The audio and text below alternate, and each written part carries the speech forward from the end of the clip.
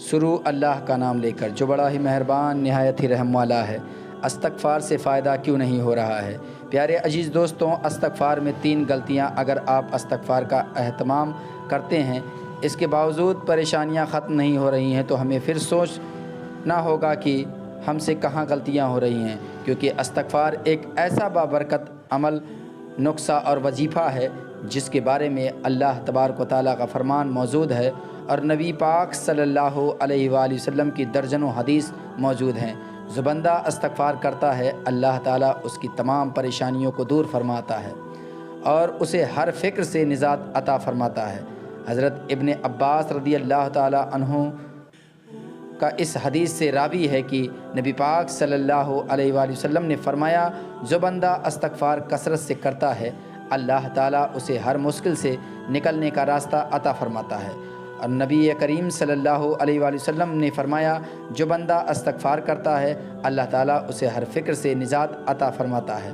اور نبی کریم صلی اللہ علیہ وآلہ وسلم نے فرمایا کہ جو بندہ استغفار کا کثرت سے ورد کرتا ہے، اللہ تبارک و تعالیٰ اسے ایسی جگہ رزق عطا فرماتا ہے جہاں اس کا گمان بھی نہیں ہوگا۔ جب آقا کریم صلی اللہ علیہ وآلہ وسلم نے استغفار کی برکت سے پریشانیاں ختم اور مشکل سے نکلنے کا راستہ عطا فرمایا، اور اللہ استغفار کرنے والوں کو ایسی جگہ سے رزق عطا فرمائے گا، اور پھر کیسے ممکن ہے جو بندہ استغفار کرے اور اسے اس کی برکت حاصل نہ ہو؟ اور اگر کسی کو استغفار کی برکت حاصل نہیں ہو رہی، پھر وہ ہمیں سوچنا ہوگا کہ پھر ہم کون سی غلطیاں ایسی کر رہے ہیں کہ ایسا بابرکت عمل کرنے کے باوجود ہمیں اس کے فائدے حاصل نہیں ہو رہے ہیں۔ پیارے عزیز دوستوں، حضرت حسن بصری رضی اللہ تعالیٰ عنہ کے پاس چند لوگ آئے۔ ان میں سے ایک نے آ کر کہا کہ حضور، بارش نہیں ہو رہی ہے، آپ دعا فرمائیے کہ اللہ تعالیٰ بارش نازل فرمائے۔ تو آپ نے اس سے کہا کہ اے صاحب، تو استغفار کیا کر۔ پھر دوسرے شخص نے رزق کے بارے میں آپ حسن بصری رضی اللہ تعالیٰ عنہ سے برکت کے لیے کہا، اور وظیفہ کوئی عمل بتائیے کہ اللہ تعالیٰ برکت عطا فرمائے۔ تو ایک شیخ حاضر ہوا اور کہا کہ حضور، میں بے اولاد ہوں، دعا فرمائیے۔ تو آپ نے ان کو بھی کہا کہ استغفار کیا کرو۔ اور ایک شخص نے کہا، حضور، فصل کی پیداوار میں کمی ہو رہی ہے، اور جس طرح فصل پیداوار ہوا کرتی تھی پہلے، اب اس طرح نہیں ہوتی ہیں، اب بہت کمی ہے۔ حضور، کوئی عمل یا کوئی ایسا وظیفہ بتائیے کہ میرے فصل میں اضافہ ہو۔ اور آپ نے بھی اس کو بھی استغفار کرنے کو کہا۔ وہاں ایک شخص موجود تھا، اس کو بڑا عجیب لگا کہ حضور سے جو بھی باتیں پوچھی جاتی ہیں آپ استغفار کے بارے میں کہتے ہیں، اور اس نے آخر آپ سے یہ پوچھ ہی لیا کہ حضور، یہ کیا معاملہ ہے؟ آپ نے سب کو ایک ہی عمل بتایا۔ حضور حسن بصری رضی اللہ تعالیٰ عنہ نے اس سے کہا کہ سوال پوچھنے والے، کہ تم نے قرآن نہیں پڑھا؟ اللہ تبارک و تعالیٰ فرماتا ہے، بخشواؤ اپنے رب سے، بے شک وہ بخشنے والا ہے۔ پھر فرماتا ہے وہ کثرت سے بارش نازل فرمائے گا۔ پھر وہ فرماتا ہے کہ وہ تمہارے مال اور اولاد میں برکت ڈال دے گا۔ پھر وہ فرماتا ہے تمہارے لیے باغات بنائے گا اور تمہارے لیے نہریں جاری فرمائے گا۔ تو اللہ قرآن میں ارشاد فرماتا ہے کہ جو استغفار کرے گا، اللہ تبارک و تعالیٰ اس کی اولاد میں برکت اور رزق میں برکت اور ساری پریشانیاں، مصیبت اور پریشانیوں سے نکلنے کے لیے بہترین وظیفہ استغفار ہے۔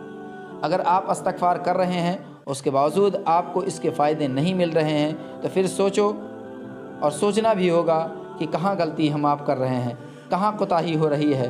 تو شیطان نے کہا تھا کہ اے اللہ، مجھے تیری عزت کی قسم، جب تک انسان کے جسم میں روح ہے میں اسے بہکاتا رہوں گا اور صراط المستقیم سے ہٹاتا رہوں گا۔ تو اللہ تبارک و تعالیٰ نے ارشاد فرمایا، اے شیطان، مجھے بھی اپنی عزت اور جلال کی قسم، اپنے بلندی اور رتبے کی قسم، جب تک میرا بندہ استغفار کرتا رہے گا اور توبہ کرتا رہے گا، میں اسے بخشتا رہوں گا۔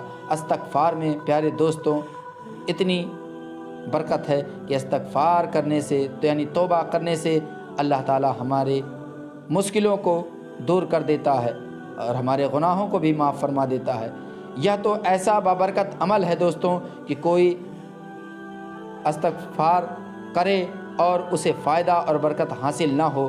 حضور اکرم صلی اللہ علیہ وآلہ وسلم کے صحابی حضرت حذیلہ بن زید رضی اللہ تعالیٰ عنہ فرماتے ہیں کہ نبی کریم صلی اللہ علیہ وآلہ وسلم کا ارشاد ہے کہ بندہ اللہ کی عذاب سے محفوظ رہتا ہے، پریشانیوں سے دور رہتا ہے جب تک کوئی استغفار کرتا ہے۔ تو ان حدیث سے اور قرآن کریم کی آیت سے واضح طور پر اللہ اور اس کے پیارے حبیب صلی اللہ علیہ وآلہ وسلم نے استغفار کرنے والوں کے لیے جو خوشخبری سنائی ہے کہ تم استغفار کرو، اللہ تمہارے لیے آسانیاں پیدا فرمائے گا، تمہارے رزق میں برکت ہوگی اور تمہاری مصیبتیں اور پریشانیاں دور ہوں گی اور بلاؤں سے اللہ تبارک و تعالیٰ تمہیں نجات عطا فرمائے گا۔